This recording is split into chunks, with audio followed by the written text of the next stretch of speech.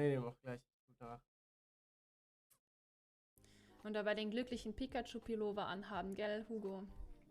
Würdest du Pikachu-Braten auch essen, was ich mir jetzt Pikachu-Pizza lege? Mit Stücken von vergasten Pikachu, fändest du das dann auch so geil? Würdest du dir die Muttermilch von Pikachus auch stehlen? Moin, Und moin. in einen Donut pressen? Ja, ihr seid widerlich. Komplett widerlich. Was sagt sie? Komm mal her. Digga. Und dabei den glücklichen Pikachu-Pullover anhaben, gell, Hugo? Würdest du Pikachu-Braten auch essen, was wenn da jetzt Pikachu-Pizza lege? Mit Stücken von vergasten Pikachu, fändest du das dann auch so geil? Chill out, Digga!